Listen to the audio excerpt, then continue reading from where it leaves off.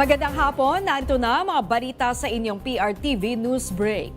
Inatasan ni Pangulong Ferdinand R. Marcos Jr. ang PhilHealth na magpatupad ng one-time waiver of interest sa hindi nabayarang premiums at magbigay ng palugit sa pagbabayad ng kontribusyon. Sa detalye, alamin natin yan mula kay Christian Bascones. Christian.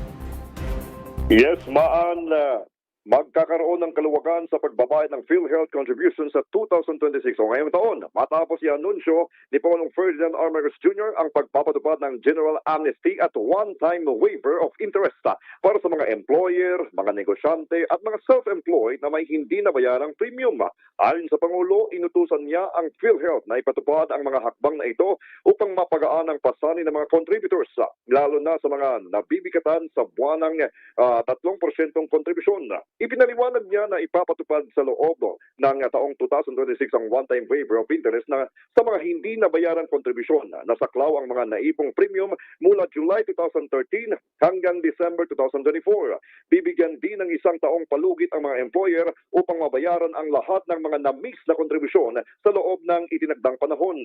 Ayon sa pamahalaan, tinatayang aabot sa humigit kumulang 300,000 employers at mga self-employed na ang makikinabang sa mga nasabing programa. Hinihikaya din ng Pangulo ang mga employers na i-update ang kanilang mga impormasyon at iyaking rehistrado ang kanilang mga empleyado sa Yaman ng Kalusugan o YAKA program ng PhilHealth.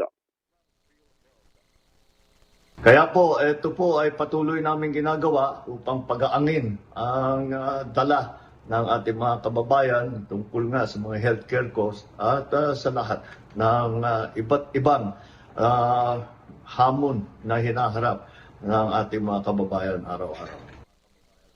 Samantala sa Palace Press Briefing, ipinahayag ng PhilHealth na ipinag-iibayo nila ang paggamit ng mga makabagong sistema upang mapabilis ang proseso sa kanilang mga operasyon at mapigilan ang mga peke o legal na claims bilang pag-iingat sa pondo ng ahensya.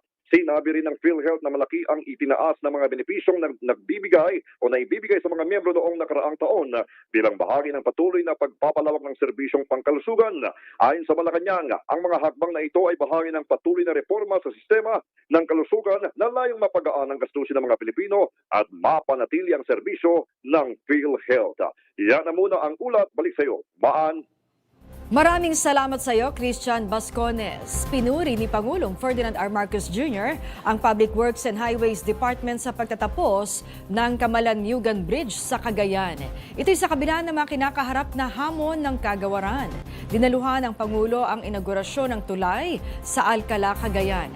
Ayon sa Pangulo, natapos ito sa takdang oras at budget. Nako naman ang pamunuan ng Metro Rail Transit Corporation na ayusin nila ang sistema sa Cubao Station. Kasunod ito ng pag-viral ng isang video na ipinakita ang siksikang mga pasahero. Sa detalye, ihahatid sa atin yan ni JM Pineda. JM. Yes, tama ka dyan. Humingi nga ng paumanhin ng pamunuan ng MRT3 patungkol nga dito sa nag-viral na video. Nasiksikan na tila pa sardinas sa mga pasahero nitong January 5. Paminado nga ang pamunuan ng MRT3 na nung araw na yon ay extraordinary ang bilang ng mga pasahero na dumating o pumasok sa MRT3 dahil na rin sa pagbabalik ng eskwela at trabaho ng ating mga kababayan sa galing nga sa mahabang bakasyon. Paminado rin ng MRT3 na ang Cubao Station ay isa sa mga yung dito dumadagsa yung tao tuwing umaga o rush hour, especially kapag 6 a.m. at saka 6 p.m. Pero sabi nga nila, ay inaayos na nila ang sitwasyon at mismong si GM Kapati pa nga ang umikot kahapon para tignan yung sitwasyon dito sa mga estasyon ng MRT3. Sabi pa ni GM Kapati, inutusan na rin siya ni DOTR Secretary Giovanni Lopez patungkol nga dito sa pag-aayos ng kanilang sistema pagdating sa crowd management para hindi na ulit-paulit ang ganitong sistema o ganitong pagulong sistema sa MRT3. Yan muna ulit ako si JM Pineda, PRTV News, nagsaservisyo para sa Pilipino. Maraming salamat sa iyo, JM Pineda. Oto, good news naman sa tennis fans. Umabante si Pinay tennis sensation Alex Ayala sa quarterfinals ng ASB Classic sa Auckland, New Zealand. Ito'y matapos niyang talunin ang world number 82 na si Petra Marcinko ng Croatia 6-0, 6-2. Ikinatuwa naman ito ng mga Pinoy fans na nanood sa laban.